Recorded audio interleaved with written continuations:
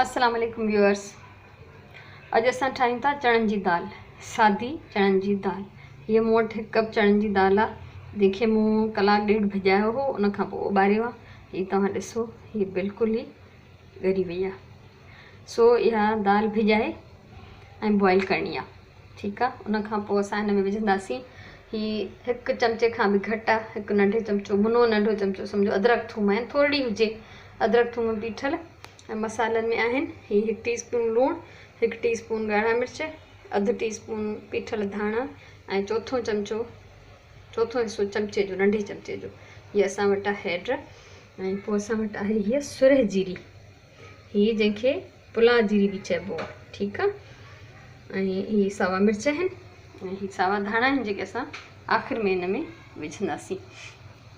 हाणे अचूं था असां देॻड़ी जे तरफ़। हीअ ॾिसो, हीअ हिकिड़ो मीडियम साइज़ बसरु मां हिन में दाग करे टमाटर विझी हिन में थोरो पाणी विझी छॾियो त जीअं इहो ॻरी वञे, छो त दाल ॻरियल आहे ऑलरेडी, इन करे बसरु ऐं टमाटर ॻारे ई मूं मसालो ठाहे छॾियो आहे। हीअ मसालो मुंहिंजो बिल्कुलु तयारु आहे।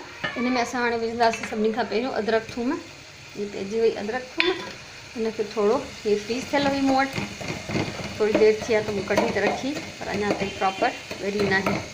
सो हीअ 2 मिंट हिनखे पचाईंदासीं, जीअं हिन थूम जी ऐं अदरक जी कचाइप जेका आहे ख़तमु थी वञे। ॾाढी सुठी ख़ुशबू उथणु लॻी आहे अदरक थूम विझण जे करे। ऐं हाणे असां हिन में मिलायूं था हीअ सुका मसाला, लूणु मिर्च हैड ऐं सुका धाणा।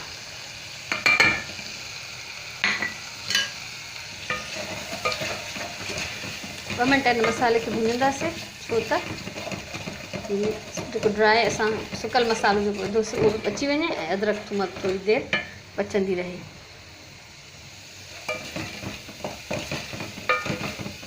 ॾिसो पिया टमाटर बिल्कुलु ॻरी विया आहिनि, बसरु बिल्कुलु ॻरी वियो आहे, हिकिड़ो सुठो मसालो तयारु आहे।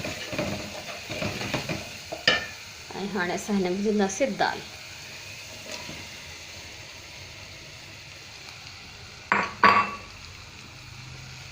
दाल विझी हिनखे असां थोरो मिलायूं था। दाल में कुझु पाणी हुयो अञा, ऐं थोरो हिन में अञा पाणी विझंदासीं। दाल सफ़ा घाटी बि न ठाहिजे, सफ़ा चिटी बि न, हीअ चणनि जी दाल, छो त हीअ रखण सां जेको आहे पाण बि थोरी घाटी थी वेंदी आहे। इन करे हिनखे हमेशह थोरो रस करे थोरो पाणी छॾिजे हिन में।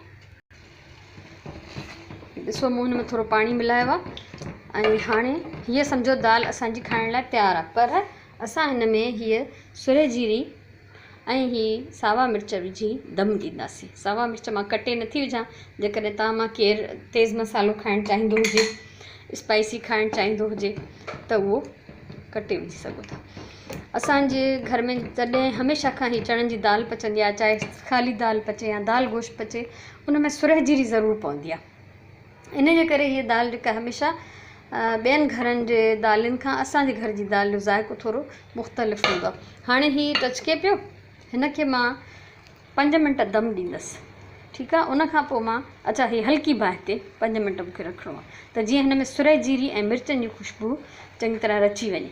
पोइ मां हिन में विझंदमि सावा धाणा। सो हीअ ढकमो ॾिनो आहे, हाणे इंतज़ारु कयूं था। हीअ दम मूं हिन जो खोलियो आहे, हीअ पची वई आहे मुंहिंजी मर्ज़ीअ जे बिल्कुलु मुताबिक़। थोरी आली छॾणी आहे, रखण सां थोरी घाटी थींदी जेसिताईं मां मानी पचाईंदसि। ऐं हिनखे असां अॼु खाईंदासीं अंबड़ियुनि जी चटणी सां। अंबड़ियुनि जी चटणी मां ठाहे चुकी आहियां ऐं अटो ॻोहे छॾियो आहे। ॿी ॻाल्हि त जेकॾहिं इहा रेसिपी अंबड़ियुनि जी चटणी वारी मां शेयर कई आहे, पर जेकॾहिं तव्हां मां कंहिं उहा न ॾिठी आहे त मां उनजो लिंक हिन वीडियो जे हेठां डिस्क्रिप्शन बॉक्स में ॾियां थी, तव्हां उतां ॾिसी वठो। ऐं ॿी ॻाल्हि त अगरि तव्हांखे वीडियो पसंदि अचे, हीअ रेसिपी पसंदि अचे, त तव्हां ज़रूरु लाइक कयो, शेयर कयो, मुंहिंजो चैनल सब्सक्राइब कयो। ज़िंदगी रही त मुस्तक़बिल में अञा के सुठियूं शयूं मां तव्हांखे पचाइणु सेखारींदमि। सो हाणे मां हिनखे कढां थी प्लेट में। हीअ ॾाढी मज़ेदार आहे ऐं हर वक़्तु गोश्त ऐं अहिड़ी शयूं खाइण बि सिहत लाइ सही कोन्हे। सो कोशिशि कजे त हमेशह सुठो ऐं सिहत बख़्श खाधो खाइजे। हिन सां गॾु जेकॾहिं चटणी हूंदी ऐं ताज़ियूं ताज़ियूं पकल मानियूं हूंदियूं त वाह जो खाधे जो मज़ो ईंदो। चटणी लिंक में ज़रूरु ॾिसिजो। चटणी जो जेको लिंक आहे हिन वीडियो जे हेठां शेयर थी कयां। सो अलाह तव्हांखे ख़ुशि रखे। हमेशह जेको आहे खाधो पचायो, प्यार सां पचायो, घर वारनि खे मोहबत सां खारायो, हुनखे बोझ सम्झी कम खे न कयो।